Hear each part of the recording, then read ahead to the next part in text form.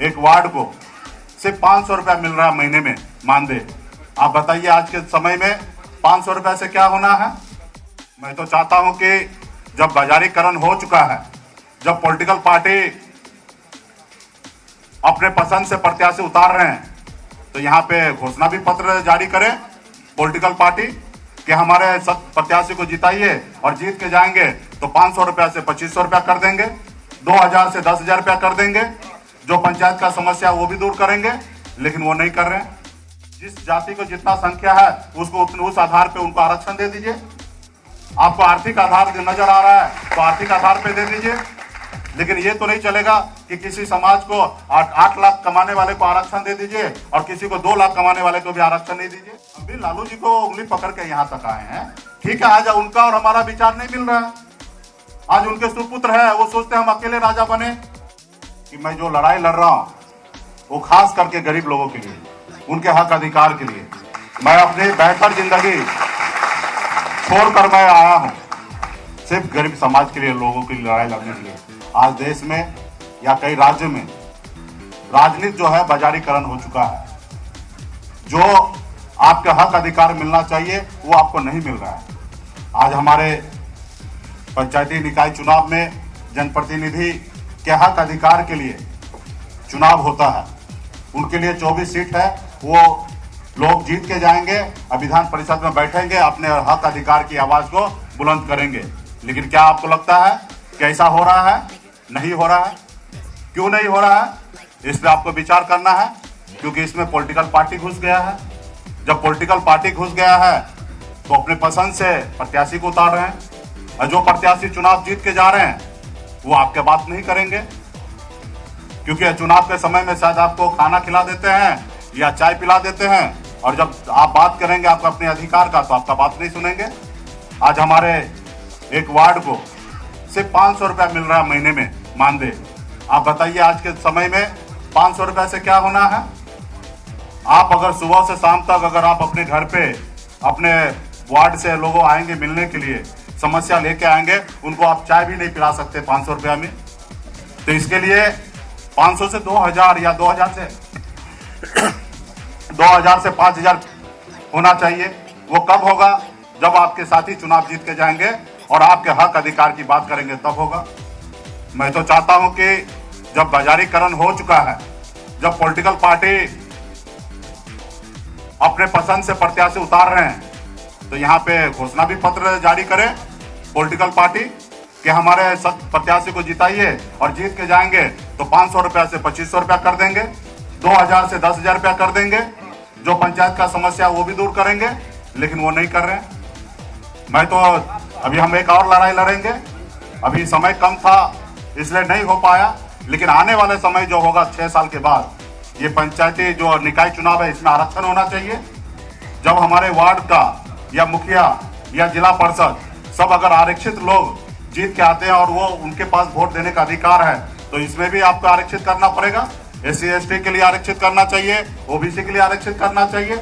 आज आप देखेंगे NDA और UPA 2 दल है बिहार में, 2 तरफ से 24 कैंडिडेट उतारा गया, 48 कैंडिडेट उतारा गया, और 48 कैंडिडेट में आप 36 से ज्यादा देखेंगे तो मजबूत लोग, पैसे वाले और सामान्य जाति के लोग हैं।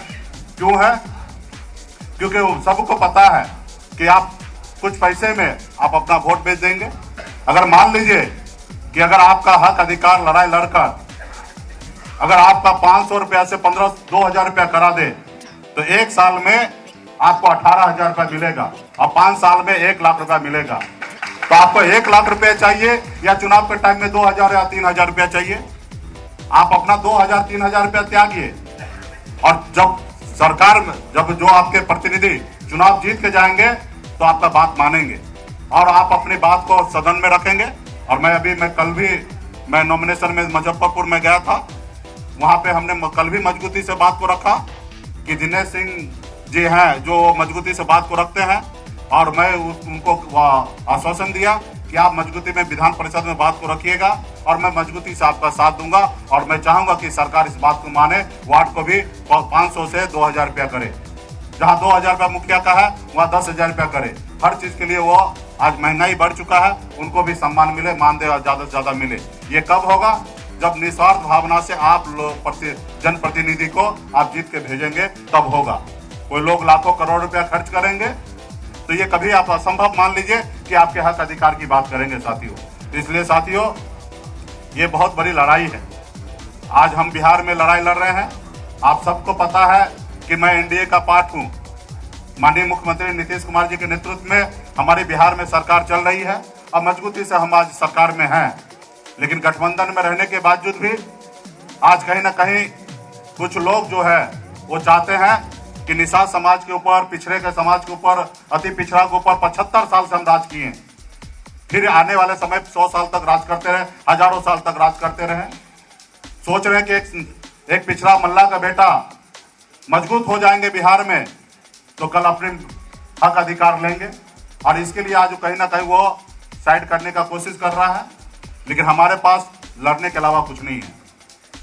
अगर मैंने कहा कि अगर मेरे अधिकार अगर सुई के नोक बराबर भी होगा तो मैं अपने अधिकार के लिए संघर्ष करूंगा और लड़ाई लड़ूंगा। आज हमारे पास खोने के लिए क्या है? कुछ भी नहीं है। जो भी है हम पाएंगे। और आपने देखा कि पिछले 6-7 सालों में हमने संघर्ष करके पाया है। कोई लोग हमें बनाए नहीं है। कुछ लोग पटना में बोलते हमने मंत्री बनाया, हमने ये बनाया। हमने बोला उसको भाई मेहरबानी मत नहीं किए आपने, और बोलते कि आप इस्तीफा दे दीजिए। अरे भैया, ये घर हमारा है, हमने चुनाव लड़ा, हमारे 4 विधायक जीत के आए, हमारे सहयोग से सरकार बना, और आप हमें बोलते आप कौन? यानी कि हमारे घर में हमको बोलते तुम कौन? इसलिए बोलते हैं कि हम पिछड़ा का बेटा है। आज हमने उत्तर प्रदेश में पार्टी को विस्तार करने के लिए निर्णय लिया, हमने लड़ाई लड़ा। आप देखिए कि किस तरीके से टूट पड़े लोग। वही अगर हिम्मत है तो माननीय मुख्यमंत्री जी भी तो उत्तर प्रदेश में चुनाव लड़े हैं। आप उनके बारे में कुछ बोल के दिखा दीजिए, लेकिन उनको नहीं बोलेंगे क्योंकि आपको गरीब का बेटा दिखता है कि निषाद का बेटा, मल्ला का बेटा को आप परेशान कर सकते हैं, तो आप परेशान कीजिए। लेकिन आज हम मजबूती से लड़ाई लड़ रहे हैं। आज पूरे बिहार में 24 जगह, समय कम था, हम लोग तैयारी नहीं कर पाए थे, लेकिन हमने 7 जगह हमने प्रत्याशी को उतारा है और 2 जगह हमने समर्थन दिया है। उसके बाद हमने 15 जगह एनडीए को समर्थन दे दिया, क्योंकि हम एनडीए में हैं, हमें लगता है सरकार के साथ हैं और मजबूती से हम लोग काम कर रहे हैं। तो आप लोग साइड हो जाइए। तो इसलिए साथियों, आप सबको लड़ाई लड़ना पड़ेगा संघर्ष में। आज आपने देखा कि मैंने अति पिछड़ा के लिए मैंने पेपर में विज्ञापन देके कर्पूरी जी के सपना को किस तरीके से रौंदा जा रहा है। आज निषाद को 18% अति पिछड़ा को आरक्षण मिल रहा था, जिसमें बहुत सारे समाज के लोगों को जोड़ा गया, लेकिन कोटा नहीं बढ़ाया गया। आज उसके लिए भी हम लोग लड़ाई लड़ रहे हैं कि कैसे भी उनमें 18% आरक्षण बढ़ाया जाए, और इसके लिए हम लोगों का हक और अधिकार है। इसके लिए हम लोग संघर्ष करेंगे साथियों। तो इसलिए साथियों, आप सभी हमारे जनप्रतिनिधि हैं, मैं आप लोगों से आग्रह करूंगा, क्योंकि हमारे प्रत्याशी के पास देने के लिए बहुत कुछ नहीं है। हाँ, निश्चित तौर पे मैं घोषणा करता हूं कि हमारे प्रत्याशी को जिताइए और आपके जो पंचायती निकाय जो व्यवस्था है उसमें मजबूती से काम होगा। आप एक एक वार्ड को सुना जाएगा, एक एक मुखिया को सुना जाएगा। अपने वार्ड के लिए आप लोग लड़ाई लड़िए, हम भी संघर्ष कर रहे हैं। आपने ही वार्ड को बनाया है, आपने ही मुखिया को बनाया है, और मुझे लगता है कि मुखिया या वार्ड सबको अपना अधिकार चाहिए। और आज आप लोगों को पता होगा कि आपका अपना अधिकार नहीं मिल रहा है, तो इसके लिए आपके नेता जीत के जाए सदन में और आपकी बात को रखे। इसलिए आप लोग हमारे चंदन जी को यहाँ पे चुनाव जिताइए, और मजबूती से आपको बात को रखेंगे। और हम लोग संघर्ष करने वाले लोग हैं। आप हमारे इतिहास को पढ़िए कि हम किस तरीके से संघर्ष कर रहे हैं। लोग को लगता होगा कि मैं एक जात की बात करता हूँ।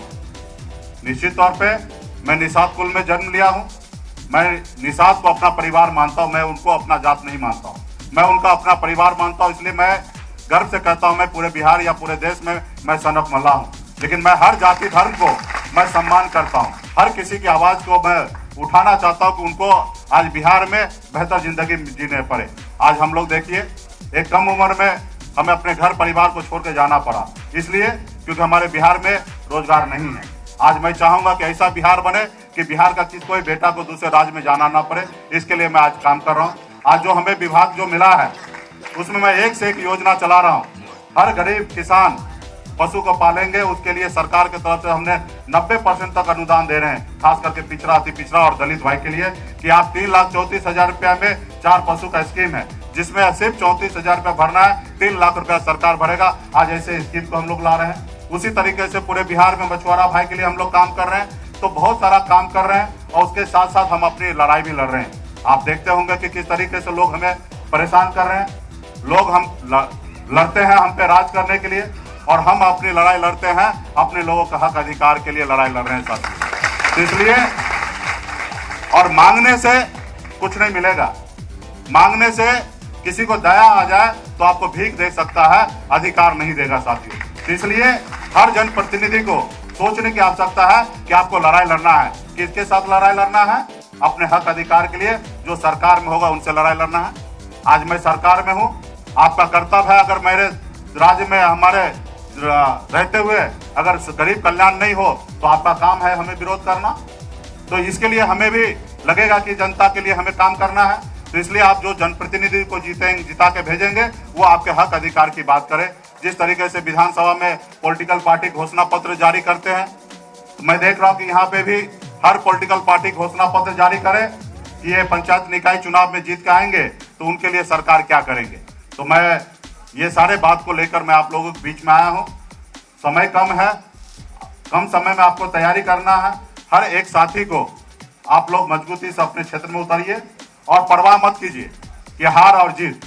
आप मैदान में अगर डट के लड़िएगा तो निश्चित तौर पे जीत होगा। क्योंकि अगर मैं भी 2014 में सोचता तो शायद आज मुंबई में रहता। आज मुंबई को छोड़कर मैं बिहार में आया, लड़ाई लड़ने के लिए आया, और लड़ाई लड़ते लड़ते आज मैं यहाँ पे हूँ। आपने तो देखा होगा कि हमने 2 बार चुनाव लड़ा, चुनाव हार गए। उसके बाद भी आज मैं बिहार में मंत्री हूँ। इसलिए मैं मंत्री हूँ कि मैं एक समूह को और एक लोगों को मैं नेतृत्व कर रहा हूँ, और हमारी अपनी पार्टी है, अपनी दल है, और उसके लेके जिसके पास दल है उसके पास बल है, और जिसके पास बल है वो निश्चित तौर पे बहुत कुछ करेगा। आज लोग सोच रहे हैं कि मुकेश सहनी को बढ़ने नहीं देना है, ये काम कर रहा है, इसको ज्यादा काम नहीं करने देना है, ये काम कर लेंगे इनकी पार्टी बड़े हो जाएंगे तो गरीब की बात करेंगे और गरीब को हक अधिकार दिलाएंगे। तो भैया आपको रोकने से कुछ नहीं होना है। आज मजबूती से हम लोग पूरे प्रदेश में और बिहार के अति पिछड़ा समाज और खास करके निषाद समाज जागरूक हो चुका है अपने हक अधिकार लेने के लिए। आज किस तरीके से आज हमने 18% आरक्षण बढ़ाने का निर्णय लिया है। हमारी लड़ाई है देश में, देश के प्रधानमंत्री जी से, माननीय मुख्यमंत्री जी के नेतृत्व में हम लोग जाके मिले, और हम लोगों का मांग है कि पूरे देश में जातिगत जनगणना कर लीजिए। जिस जाति को जितना संख्या है उसको उस आधार पे उनको आरक्षण दे दीजिए। आपको आर्थिक आधार नजर आ रहा है तो आर्थिक आधार पे दे दीजिए। लेकिन ये तो नहीं चलेगा कि किसी समाज को 8 लाख कमाने वाले को आरक्षण दे दीजिए और किसी को 2 लाख कमाने वाले को भी आरक्षण नहीं दीजिए। आप जातिगत जनगणना कर लीजिए। तो मजबूती से हम किसी जाति धर्म को विरोध नहीं करते, हर जाति धर्म को लोगों को मानते हैं। हर गरीब, चाहे अपर कास्ट में गरीब है, तो मेरा मानना है कि राज्य का और देश का जो खजाना है उसमें पहला अधिकार गरीब का होना चाहिए, चाहे जाति जो भी हो। अगर कोई ऊंची जाति के लोग हैं, अगर वो भूखे अगर हैं, तो उनको खाना देने का काम सरकार का करना चाहिए। और उसी जगह पे अगर दलित भाई, पिछड़ा भाई का भी बेटा अगर भूखा है तो उनको भी खाना देने का व्यवस्था सरकार को करना चाहिए। लेकिन आज कहीं ना कहीं पूरे देश में देखिएगा तो चेहरा देखकर, नाम देखकर काम हो रहा है। तो हम लोग वो विचारधारा वाले लोग हैं, कर्पूरी ठाकुर को सपना को जीने वाले लोग हैं। आज हमने कहा कि हम लालू जी को मानते हैं। बहुत सारे लोगों को पेट में दर्द हो गया और वो लोगों को लालू जी को उंगली पकड़ के नेता बने हैं, और ऐसे लोग हमको विरोध कर रहे हैं। अरे भैया, हम भी लालू जी को उंगली पकड़ के यहाँ तक आए हैं, ठीक है। आज उनका और हमारा विचार नहीं मिल रहा है। आज उनके सुपुत्र है, वो सोचते हैं हम अकेले राजा बने, और मेरा कहना है कि हम सब मिलकर राजा बने। और यही फर्क है। तो हम भला लालू जी को मानने वाले लोग हम लालू जी को क्यों ना माने।